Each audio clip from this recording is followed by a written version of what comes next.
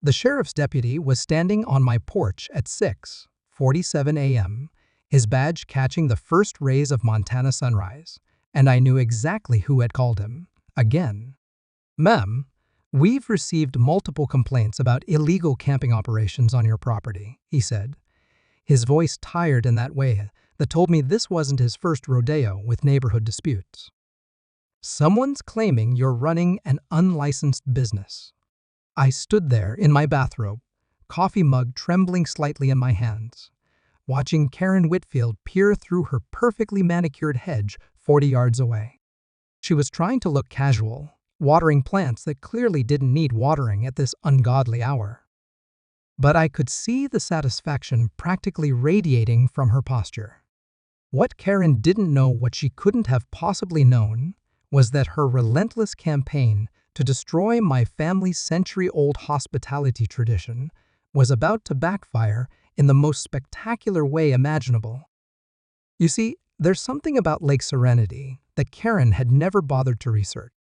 Something that would turn her from the hunter into the hunted, from the reporter into the reported. And when I finally discovered what that something was, well, let's just say Karen's name ended up on a very different kind of guest list. But I'm getting ahead of myself. To understand how deeply satisfying Karen's comeuppance truly was, you need to know how this whole nightmare began. My name is Sarah Mitchell, and for the past 15 years, I've called the Whispering Pines Ranch home. It's not just any ranch. It's been in my late husband's family for over 100 years, sitting on 200 pristine acres overlooking Lake Serenity in the heart of Montana's glacier country. When my husband David passed away 3 years ago, I faced a choice that many widows in rural America know all too well: sell the land that developers were circling like vultures, or find a way to keep the legacy alive while somehow paying the mounting bills that seem to multiply like rabbits. Every month, David and I had always talked about opening our doors to visitors. The ranch had everything: hiking trails that wound through dense pine forests, a crystal-clear lake perfect for fishing and swimming, and views that made even the most cynical city dwellers stop and stare in wonder. We had the space, we had the beauty, and most importantly, we had the heart for hospitality. So I made the decision to start small. I converted the old bunkhouse, a solid log structure that David's grandfather had built in the 1920s, into comfortable guest quarters. Nothing fancy, mind you. Just clean, simple accommodations for folks who wanted to experience authentic ranch life without the pretense of a luxury resort. I called it Heritage Haven Experiences, and word spread organically through online reviews and referrals. City families looking to disconnect from technology and reconnect with each other. Young couples seeking a romantic getaway surrounded by nature. Even some solo travelers who just wanted to sit by the lake and rediscover peace. The guests weren't just visitors, they became extended family. There was Margaret, a retired teacher from Seattle who came every spring to paint watercolors of the wildflowers. The Johnson family from Denver, who'd been returning every summer for 2 years. Their kids, growing taller each visit as they learned to fish and ride horses. And Thomas, a widower from Chicago who found solace in our evening campfires, sharing stories about his late wife under a canopy of stars you simply can't see in the city. For 2 years, it worked beautifully. The guests respected the land, followed the simple rules, and left nothing but footprints and gratitude. The modest income helped me keep up with property taxes and maintenance, while the human connection filled the void that David's death had left in my heart. Then Karen Whitfield moved in next door. Karen had purchased the old Peterson place, a smaller property that bordered mine on the eastern edge, with cash from what I later learned was a substantial divorce settlement. She was in her early 50s, impeccably dressed even for grocery store runs, and possessed the kind of rigid perfectionism that treats any deviation from her personal standards as a personal affront.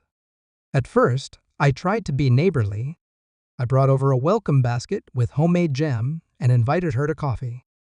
She accepted with the kind of tight smile that should have been my first warning, spending the entire visit asking pointed questions about property values and neighborhood character. "You know, Sarah," she said, stirring her coffee with mechanical precision, "I chose this area specifically for its tranquility. I do hope we can maintain that peaceful atmosphere." I assured her that my guests were carefully screened and respectful, but I could see something calculating in her eyes, like she was already formulating a plan. The first complaint came just 2 weeks later. I was helping the Johnson family set up for their annual camping trip when my phone rang. It was Jim Peterson from the county planning office, his voice apologetic but official. "Sarah, I hate to bother you, but we've received a complaint about unlicensed commercial camping on your property. Now, I know you've been doing this for a while without any issues, but we need to make sure everything's properly documented." My heart sank. I'd done my research when I started Heritage Haven, following all the guidelines for rural hospitality businesses. But as Jim explained the new complaint, it became clear that someone had done very detailed homework about potential zoning violations. "The complainant is claiming you're operating outside the scope of agricultural use," Jim continued. "They've cited specific dates, times, and even vehicle license plates. This is pretty thorough documentation." Through my kitchen window, I could see Karen in her garden, supposedly pruning roses, but positioned perfectly to observe my property. When she noticed me watching, she gave a little wave that somehow managed to be both friendly and menacing. The investigation took 3 weeks.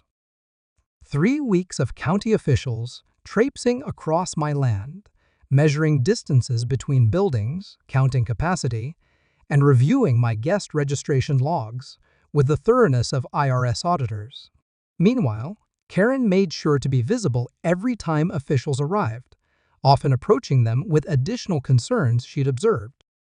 In the end, I was cleared. My operations fell well within the legal guidelines for agritourism, and I had all the proper permits. But the stress had taken its toll, and I could see the worry in my guests' eyes as they witnessed the bureaucratic circus. "Don't let her get to you," Margaret said as she packed up her easel after that spring visit. "Some people just can't stand seeing others find happiness." But Margaret didn't have to live next door to Karen Whitfield. She didn't have to wake up every morning knowing that hostile eyes were watching, waiting for any excuse to cause trouble.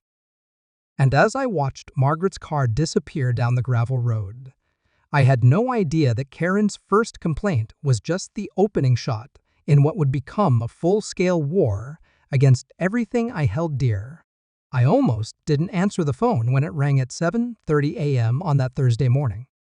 After 2 weeks of canceled bookings and sleepless nights spent researching legal defenses I couldn't afford, I'd been avoiding calls from numbers I didn't recognize. But something made me pick up. "Mrs. Mitchell? This is Robert Clearwater from the Tribal Historical Preservation Office. I understand you've been having some disputes regarding Lake Serenity?" The name meant nothing to me, but his tone was professional yet warm in a way that suggested this wasn't another complaint or investigation. "Yes, we've had some challenges with a neighbor recently. I wonder if you might have time for a conversation today. There are some things about your property's history that you should probably know." 2 hours later, Robert Clearwater sat in my kitchen, a manila folder spread open between us like a treasure map. He was a man in his 60s, with silver-streaked braids and eyes that seemed to hold generations of stories. "Your Lake Serenity," he began, "has been known by other names throughout history.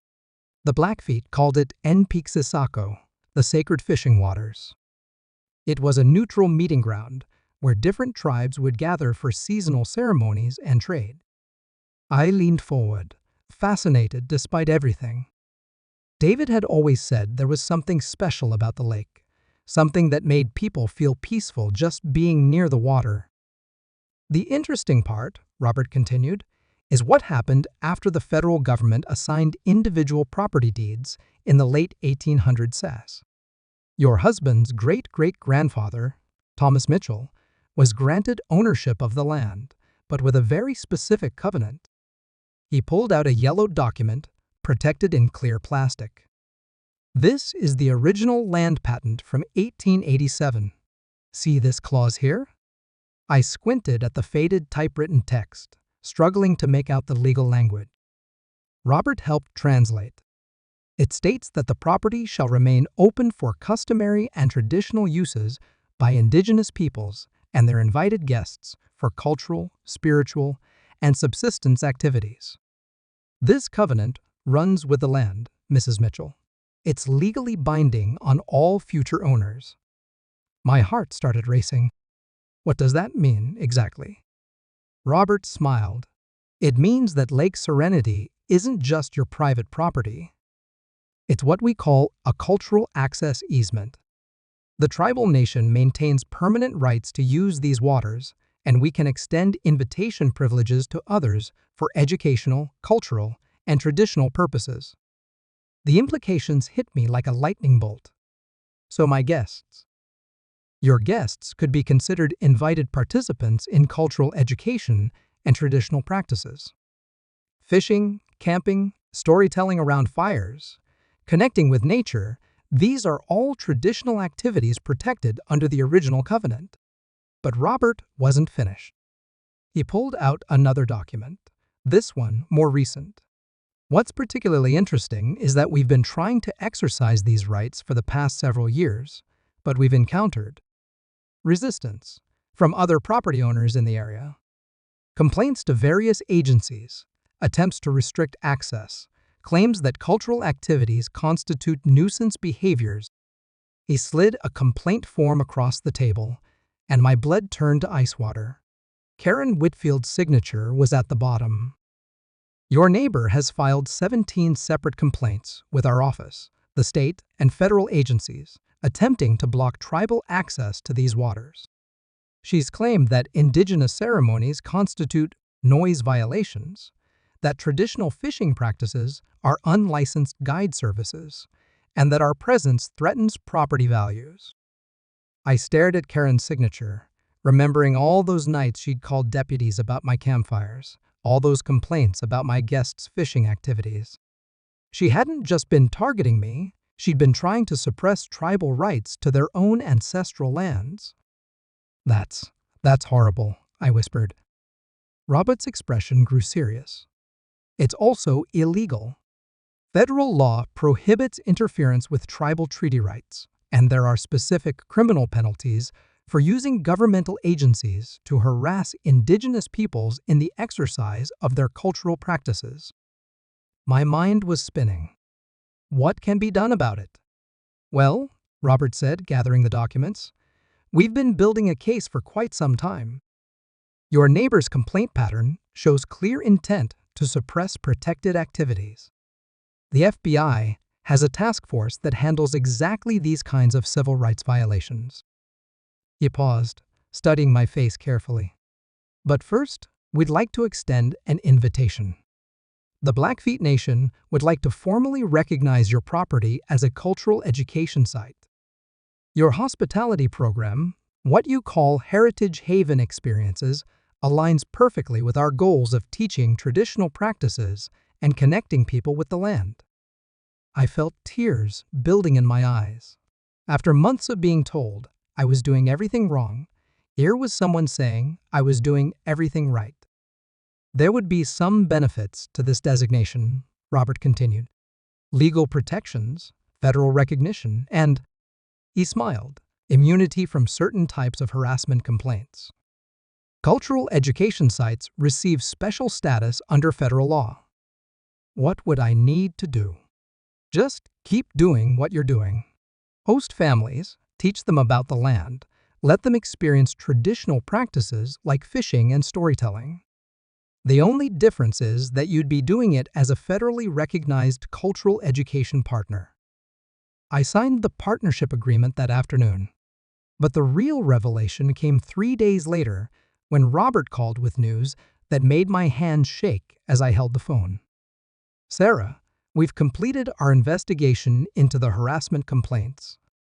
The federal prosecutors are very interested in your neighbor's pattern of behavior. What kind of interest?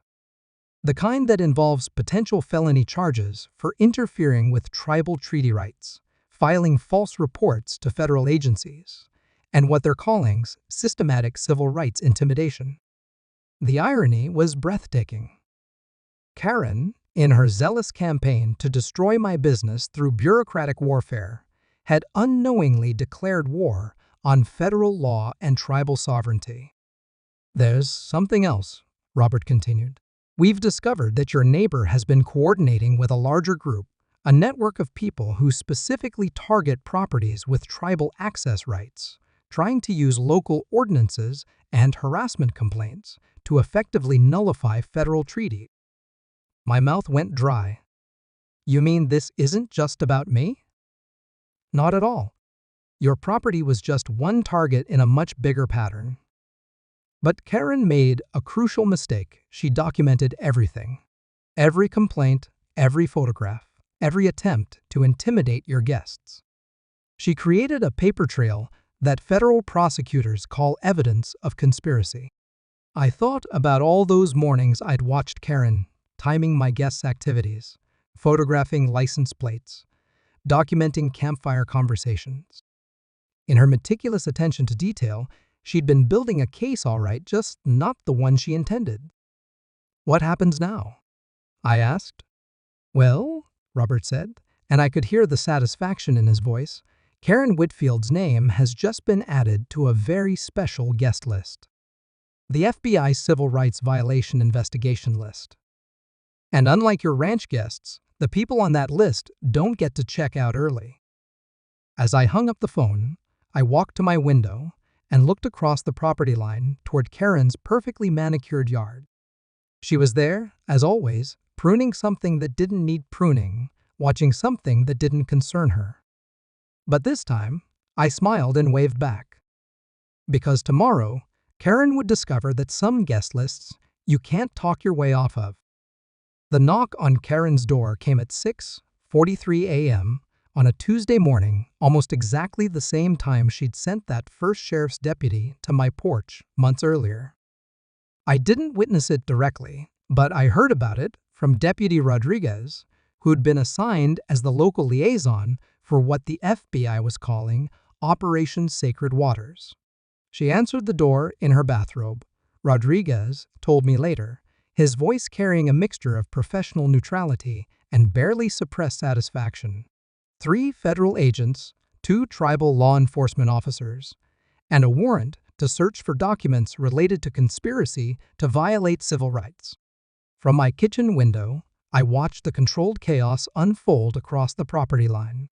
Karen stood in her doorway, no longer the composed orchestrator of bureaucratic harassment, but a middle-aged woman in a terry cloth robe, clutching a coffee mug like a shield as federal agents explained her legal situation. The search took 4 hours. 4 hours of investigators cataloging Karen's meticulous documentation of my guests' activities, her detailed logs of tribal members exercising their treaty rights, and most damning of all, her correspondence with something called the Property Values Protection Network, a group that the FBI had been tracking for organized efforts to suppress indigenous land rights.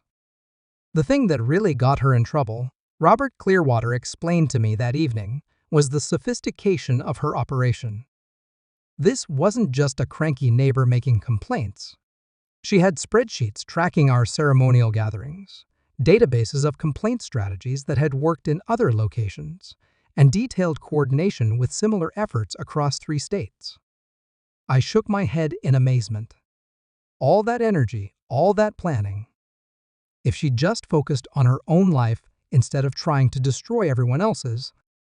Some people can't stand the idea that others might be happy, Robert replied, echoing Margaret's words from months earlier. The formal arraignment was scheduled for the following Thursday. Karen was released on her own recognizance, but with strict conditions: no contact with tribal members, no interference with cultural activities on traditional lands, and absolutely no communication with her co-conspirators in the Property Values Protection Network. But the real showdown came the day before her court appearance, when Karen finally broke. I was in my garden, preparing the beds for fall planting, when I heard footsteps on my gravel driveway. I looked up to see Karen approaching, and for the first time since I'd known her, she looked completely defeated. Her perfectly styled hair was unkempt. Her usually immaculate clothes were wrinkled. Most telling of all, her eyes, those calculating eyes that had watched my every move for months, were red-rimmed and desperate. "Sarah," she said, her voice cracking slightly, "I need to talk to you." I set down my gardening tools and waited. After everything she'd put me through, I figured she'd earned the right to make the first move in whatever this conversation was going to be. I made a mistake," she continued, the words seeming to physically pain her. "Several mistakes. I want to apologize." "For what, specifically?" I asked. Not to be cruel, but because I genuinely wanted to understand what had driven her to such extremes. Karen's composure crumbled completely. "I lost everything in my divorce, Sarah. My house, my social status, most of my friends.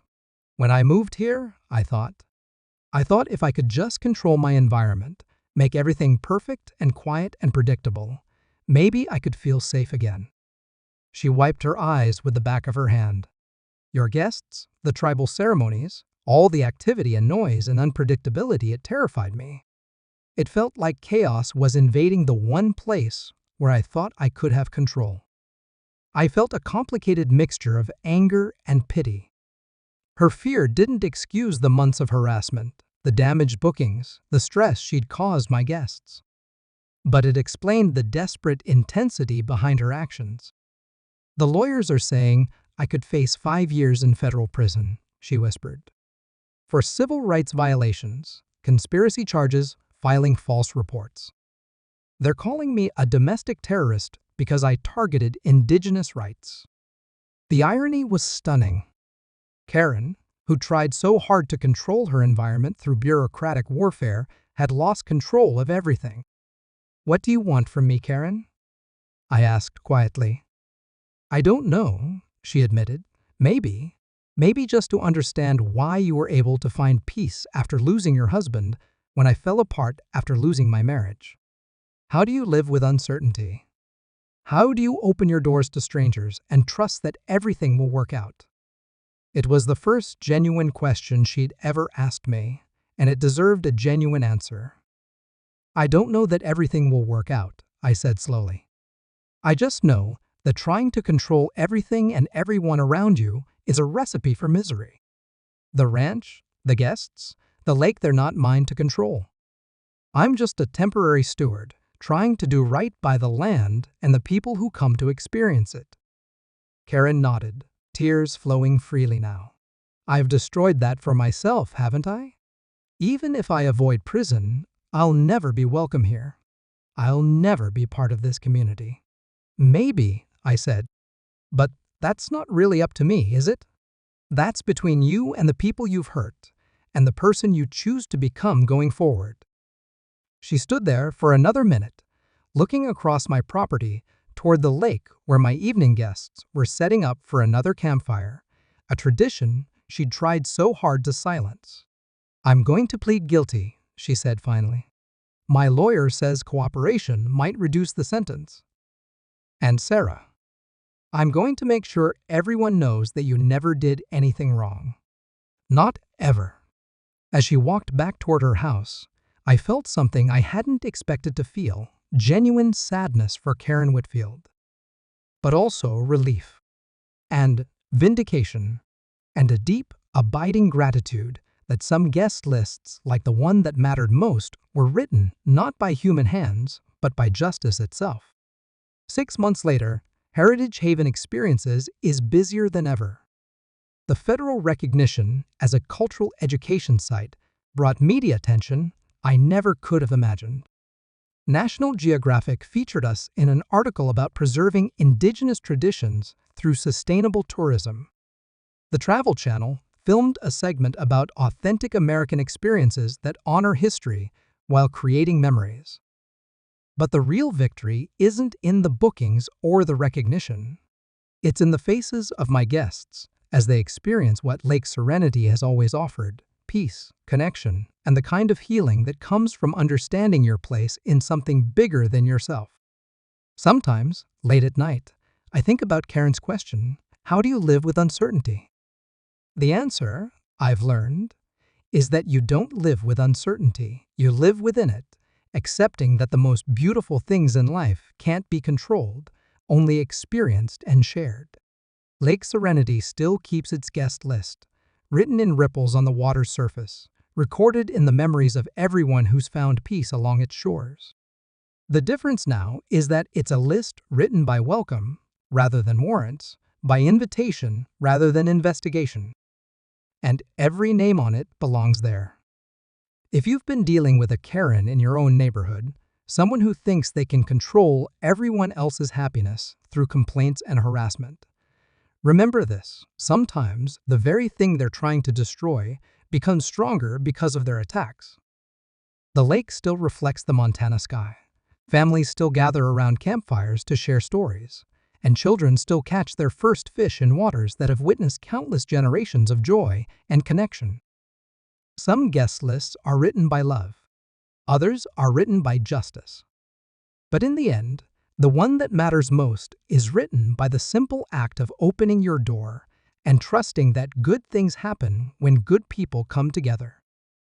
If you enjoyed this story of Karen's comeuppance and the power of community over control, please subscribe to our channel for more stories about HOA drama, neighbor disputes, and the sweet satisfaction that comes when justice finally prevails.